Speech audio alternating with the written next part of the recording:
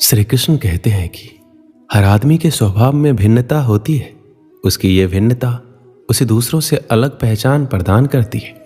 ऐसे में कभी कभी कुछ चीज़ों के नज़रिए को लेकर आपस में विरोधाभास की स्थिति बन जाती है। अपने साथी के ऐसे विशिष्ट गुण को पहचानने की कोशिश करें। रिश्ते ऐसे बनाओ जिसमें शब्द कम और समझ ज़्यादा हो, झगड़े कम और नज़रिया ज़्यादा हो। कोई टूटे तो उसे सजाना सीखो, कोई रूठे तो उसे मनाना सीखो। रिश्ते तो मिलते हैं नसीब से, बस उन्हें खूबसूरती से निभाना सीखो। अपना और पराया क्या है, मुझे तो बस यही पता है। जो भावनाओं को समझे वो अपना, और जो भावनाओं से परे वो पराया। प्यार इंसान से करो उसकी आदत से नहीं, रूठो उनकी बातों से मगर उनसे नहीं, भूलो उनकी गलतियों पर उन्हें नहीं, क्योंकि रिश्तों से बढ़कर कुछ भी नहीं।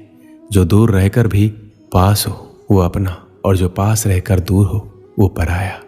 1 मिनट लगता है रिश्तों का मजाक उड़ाने में, और सारी उम्र बीत जाती है एक रिश्ते को बनाने में। मित्रता एवं रिश्तेदारी सम्मान की नहीं, भाव की भूखी होती है। बशर्ते लगाव दिल से होना चाहिए, दिमाग से नहीं। दुनिया का सबसे बेहतरीन रिश्ता वही होता है जहां एक हल्की सी मुस्कुराहट और छोटी सी माफी से जिंदगी दोबारा पहले जैसे हो जाती है। सख्त हाथों से भी फिसल जाती है कभी नाजुक उंगलियां। रिश्ते जोर से नहीं, प्यार मोहब्बत से पकड़े जाते हैं। रिश्ते कभी जिंदगी के साथ साथ नहीं चलते। रिश्ते एक बार बनते हैं और फिर जिंदगी रिश्तों के साथ साथ चलती है। रिश्तों में अपनेपन की भावना के खातिर ही व्यक्ति एक दूसरे पर मर मिटने तक को तैयार हो जाते हैं। एक माँ के अंदर प्रारंभ से ही अपने बच्चे के प्रति बेहद अपनेपन की भावना कायम हो जाती है। उसे अपना बच्चा सारी दुनिया से प्रिय एवं सुंदर लगता है। करीबी रिश्तेदारों से व्यक्ति अक्सर अपने मन की वो सभी बातें करते हैं जिन्हें वो अन्य व्यक्तियों से नहीं कर सकते। रिश्तेदार और परिवार व्यक्ति के बुरे समय में साथ खड़े होते हैं। ऐसे में एक अकेले व्यक्ति की पीड़ा पूरे परिवार और रिश्तेदारों की पीड़ा बन जाती है। वो एकजुट होकर मुसीबत से लड़ते हैं और मुसीबत को दूर भगाकर कामयाबी पाते हैं। खुशियों की तलाश में हम इधर से उधर भागते रहते हैं। खुशियों की तलाश में हम कभी लोगों का पीछा करते हैं और फिर कभी चीज़ों का। हमारी पसंद नापसंद, लालच और कई सुविधाओं की चाह भी हमारी खुशियों के रास्ते में आते रहती है और हम टेढ़े मेढ़े रास्तों पर दौड़ते रहते हैं। हमें लगता है कि सुख, सुविधा और धन का होना ही खुशियाँ हैं। हम अपनी खुशियाँ अपने अंदर नहीं बल्कि बाहर उन चीज़ों और लोगों में ढूंढते हैं जो सिर्फ 2 पल की खुशियाँ देकर गायब हो जाते हैं। पैसे और सुख सुविधाओं के साथ आप खुश हो सकते हैं, लेकिन आप लंबे समय तक खुश नहीं रह सकते। खुश रहने के लिए आपको सरल और साधारण होना पड़ेगा। जब आपका मन बिना किसी वजह और बिना किसी जरूरत के खुश रहने लग जाएगा, उस दिन आप सरल बन जाएंगे। श्री कृष्ण कहते हैं कि खुश होना सरल है, लेकिन सरल होना मुश्किल है। श्री कृष्ण कहते हैं कुछ दिल के रिश्ते सरेआम नहीं होते, सिर्फ महसूस किए जाते, परंतु उनके नाम नहीं होते। रिश्ते हम एक दूसरे पर भरोसा करने और विश्वास करना सिखाते हैं। जब हमें खुद पर भरोसा होता है तो हम अपने जीवन में हर मुश्किल का सामना कर सकते हैं और हर कुछ पा सकते हैं और अपने सपनों को हासिल कर सकते हैं।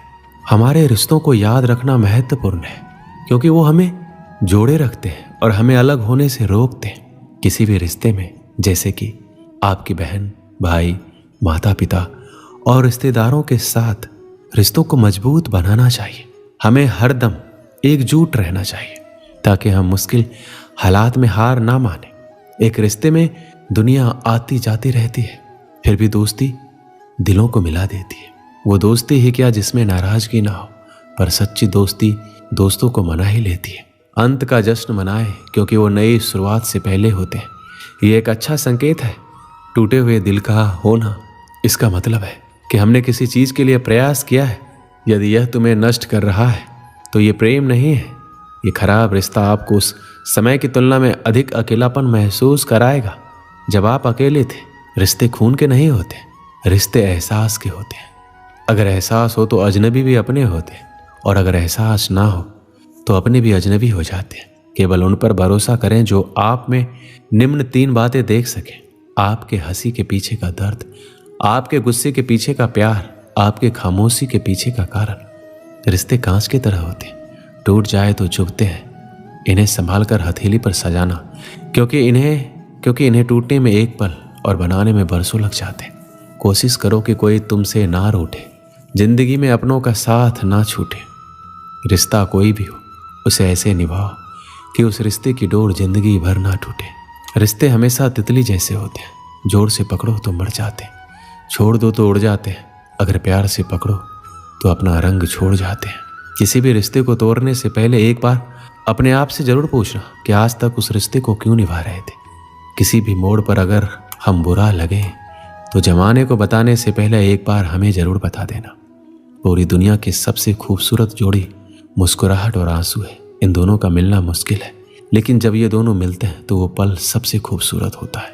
अग्नि क्या करती है? जलाती है, फिर चाहे वो लकड़ी हो, कोयला हो, वस्त्र हो या जो भी आप अग्नि में डालोगे वो भस्म हो जाएगा। किंतु सोना, यदि आप सोने को अग्नि में डालोगे तो वो कुंदन बनकर अपना अस्तित्व निखार लेता है। यदि आप लोहे की ताप दो तो वो फौलाद बन जाता है। क्यों होता है ऐसा? क्योंकि उनके भीतर की अग्नि उनको जलाने वाली अग्नि से अधिक तीक्ष्ण होती है। ये अग्नि है पवित्रता की। यदि आपका निश्चय दृढ़ है, आपके विचार पावन है तो कुंदन बनकर निकलेगा, फौलाद बनकर निखरोगे, भीतर से बल पाओगे और कोई आपके साथ अनिष्ट नहीं कर पाएगा। नदी का जल मीठा होता है, सागर का जल खारा और किसी नाले का जल दुर्गंध से भरा। क्यों? नदी का जल मीठा होता है क्योंकि वो सबको जल देती है। सागर जल लेता है इसलिए खारा होता है और नाला उसका बहना रुक जाता है और इसी कारण से वो दुर्गंधपूर्ण हो जाता है, किसी काम का नहीं रहता। हमारे जीवन में कुछ ऐसा ही होता है। यदि नदी की भांति जीवन में कुछ देना सीखो तो जीवन में मिठास बनी रहेगी। यदि सागर की भांति बांटने के स्थान पर केवल संचय करते रहो तो मन में खटास बढ़ती रहेगी। और यदि नाले की भांति बहना छोड़ दो, कर्म करना छोड़ दो तो किसी काम के नहीं रहोगे। इसलिए बिना किसी विराम के कर्म करते रहो और जो कुछ भी आपके पास है उसे बांटना सीखो। एकलव्य एक निषाद बालक था। वह धनुर्विद्या में प्रवीण होना चाहता था। इसके लिए गुरु द्रोणाचार्य से धनुर्विद्या की शिक्षा प्राप्त करना चाहता था। एक दिन वह गुरु द्रोणाचार्य के पास पहुंचा और अपना शिष्य बना लेने का निवेदन किया। गुरु द्रोण केवल क्षत्रिय राजकुमारों को ही धनुर्विद्या सिखाते थे, इसलिए उन्होंने एकलव्य को धनुर्विद्या सिखाने से मना कर दिया। एकलव्य लौट गया। गुरु द्रोण के द्वारा मना कर देने पर भी उसने धनुर्विद्या को पूरे लगन से सीखने का प्रयास किया। उसने मिट्टी से गुरु द्रोण की प्रतिमा का निर्माण किया और उसे अपना गुरु मानकर धनुर्विद्या का अभ्यास करने लगा। गुरु द्रोण पांडु पुत्र कौरव को धनुर्विद्या की शिक्षा दे रहे थे। एक दिन वो 5 पांडवों को लेकर जंगल में गए। एक कुत्ता भी उसके साथ था। जंगल में जाकर कुत्ता भौंकते हुए एकलव्य के आश्रम में घुस गया। एकलव्य उस समय गुरु द्रोण की प्रतिमा के सामने धनुर्विद्या का अभ्यास कर रहा था। कुत्ते का भौंकना उसका ध्यान भंग करने लगा। उसने बाणों से कुत्ते का मुंह इस प्रकार बंद कर दिया कि कुत्ते को कोई चोट भी नहीं आई। कुत्ता जब गुरु द्रोण और पांडवों के पास पहुंचा तो उसको देखकर दंग रह गए। वो उसके साथ एकलव्य के आश्रम में पहुंचे और उसे गुरु द्रोण की प्रतिमा के सामने धनुर्विद्या का अभ्यास करता हुआ पाया।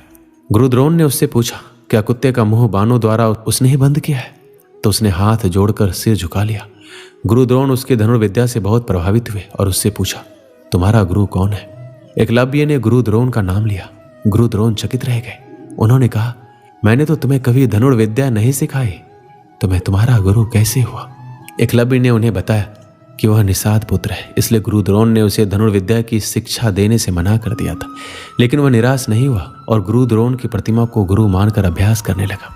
इसलिए उसके गुरु द्रोण ही है और जो कुछ भी सीखा है उनके ही सानिध्य में सीखा है। गुरु द्रोण एकलव्य की लगन देखकर प्रभावित हुए, किंतु वो जान गए कि एकलव्य एक महान धनुर्धर है। वह अर्जुन से भी श्रेष्ठ है और गुरु द्रोण अर्जुन को सर्वश्रेष्ठ धनुर्धर बनाने का वचन दे चुके थे। इसलिए उन्होंने एकलव्य से कहा, तुम्हारे अनुसार मैं तुम्हारा गुरु हूं, तो तुम्हें मुझे गुरु दक्षिणा देनी चाहिए। एकलव्य ने कहा, गुरुवर आप जो कहें, मैं गुरु दक्षिणा देने को तैयार हूं। गुरु द्रोण ने गुरु दक्षिणा में एकलव्य से उसका अंगूठा मांग लिया। किसी भी धनुर्धर के लिए अंगूठा अत्यंत महत्वपूर्ण होता है। उसकी ही सहायता से वह धनुष बाण चला पाता है। गुरु द्रोण के अंगूठा मांगने के पीछे की मंशा ये थी कि एकलव्य अर्जुन से अच्छा धनुर्धर ना बन पाए। एकलव्य ने एक क्षण भी नहीं सोचा और अपना अंगूठा काटकर गुरु द्रोण को समर्पित कर दिया। उसके बाद वह बिना अंगूठे के ही धनुर्विद्या का अभ्यास करने लगा और उसमें भी निपुण हो गया। इस कहानी से हमें यही सीख मिलती है कि समर्पण, लगन और दृढ़ निश्चय किसी भी परिस्थिति में सफलता प्राप्त करने के महत्वपूर्ण तत्व होते हैं।